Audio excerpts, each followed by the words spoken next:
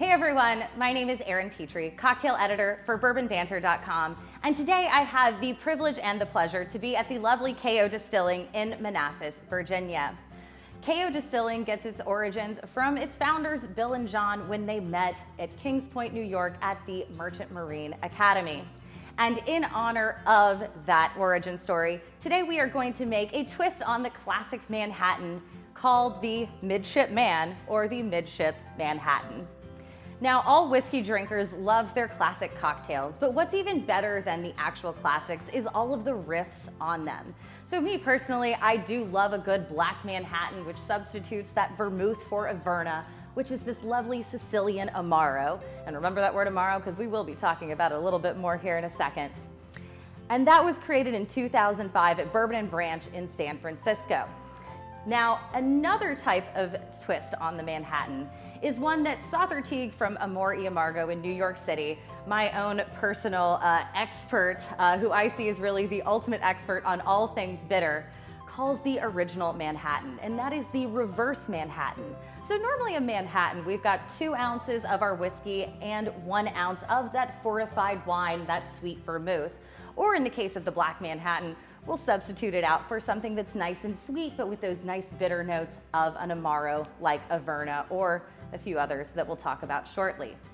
And so Sother actually says that that is the original way of the Manhattan being made, is the reverse method, which is 2 ounces of the lower proof fortified wine, or in our case, the Amaro, and a little bit less, that 1 ounce of the whiskey.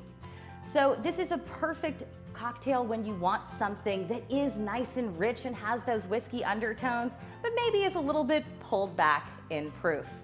So to start this out, we're going to go ahead and pour in our base, which is the Bare Knuckle Straight Rye Whiskey from KO Distilling. So we are going to do 1 ounce of our rye whiskey into our mixing glass. And if you don't have a mixing glass, that's fine. You can use any sort of wide mouth glass. You could use the bottom of your shaker tin, just something that's going to give you plenty of room to add in ice and give it a nice stir. So once we have our rye whiskey base, remember that's 1 ounce, and I measured it here in my true pony jigger. So remember, a pony jigger is 1.5 ounces on top and 1 ounce on that small side. Now, if you don't have a pony jigger, you can also grab a regular shot glass. That's going to also measure a jigger. A jigger means 1.5 ounces. That's the standard serving for alcohol. But if you don't have all of the fancy equipment, you can also just grab a tablespoon. 1 tablespoon is equivalent to half of a fluid ounce. So to join our rye whiskey, we are going to pull in 2 lovely Amaros. So we're going to start out with Amaro Montenegro. Now, Sother Teague also calls this a gateway Amaro. So I don't know, I guess buyer beware here, drinker beware. It is truly a gateway because it is really delightful. It is made with 40 different botanicals. So I kind of look at it as like a more grown-up Jägermeister. You know, it's not going to ruin you, but it is really lovely. It has all those 40 different botanicals and spices in it. So this does have a lot of that flavor of citrus peel, all of those lovely baking spices, cloves, cinnamon, and then a touch of coriander. So we're going to add in 1 ounce of our Amaro Montenegro to join our rye whiskey. And to round out our 2 Amaro Manhattan here, we are going to use Meletti. Now, Meletti is actually distilled with cola nut. Now, the flavor of cola nut you probably know from Coca-Cola. So it's going to have that lovely little vanilla caramel flavor, which is really going to marry well with that rye. So we are also going to do 1 ounce of our Meletti to join our 1 ounce of Montenegro and 1 ounce of rye whiskey. So a Manhattan isn't a Manhattan without a little bit more bitters. Sure, we added those bitters in with our Amaros, but we're going to actually add in our bitters. I've chosen chocolate bitters for today. Specifically, I'm using the Fee Brothers Aztec chocolate bitters. This has a little bit of chili as well as those cocoa flavors. So there's a little bit of almost a kick to the flavor as well. So I'm going to add in 2 dashes. And the way I measure a dash using a bottle like this with a dasher top is I'm going to shake the bottle 3 times. So 1, 2, 3 for 1 dash, 1, 2, 3 for my second.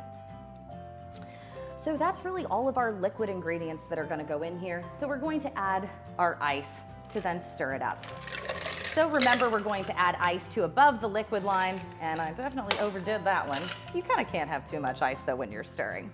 Then we're gonna take our bar spoon. I'm going to place it, remember, the way to hold a bar spoon, you live long and prosper and stick it in the middle. A bar spoon has these lovely little spiralized handles, which makes it very easy to turn in your hand. We're going to take that convex area of the bar spoon, place it on the inside of our mixing glass, slide it down, and give it a gentle stir for about 30 seconds or 50 to 60 rotations. Remember, you don't want to beat that ice up. You don't want a bunch of little sherds in here. We want this to just be lovely diluted, just enough to make sure all of these ingredients meld together nicely. Remember, our water, our dilution, that is going to be the glue that holds all of our ingredients together.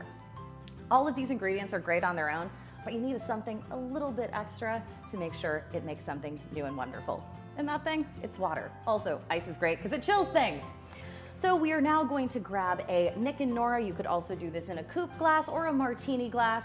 I'm going to take my trusty Hawthorne strainer, place it on the top, take my hand, wrap it around, take my finger, hold that down, and we are going to strain over the top.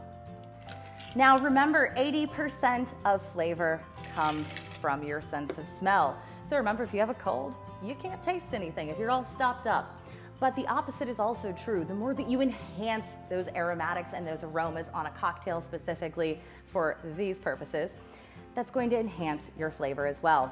So I'm going to take an orange and I am going to get a nice little piece of the zest. Zest only. Remember that white squishy part inside, that is the pith, that's going to be bitter. That's not where all of the good stuff is. What we want here is the oils. The oils are held in, honestly, little pores just like our skin has, and that's going to have all those nice little orange oils. So we're going to take the darkest, the brighter orange side, so the outside, hold it facing your cocktail, hold it with your fingers, and then we're going to pinch and express that across the top. I like to kind of do it a few times just to, get my money's worth, get the maximum amount of oil. Then to top this off, we're going to take a dehydrated orange peel. You can get these at grocery stores. I know like Trader Joe's has them. There's specialty stores that have them. Or if you have a dehydrator at home, just slice up an orange and pop them right in there. I'm gonna place this right on top to float. And then if you want even just a little extra, I have this lovely chocolate. It's called Choco Tango. This is actually made in Washington, D.C., where I live. And actually just the road up from Manassas here at KO. And this is a chili in dark chocolate. So these are, once again, pulling in those flavors of the cocoa and the chili from our bitters. And I'm just going to take my microplane and give it just a little dusting of the chocolate across the top. That's going to enhance our flavor as well as just our visual too. So cheers.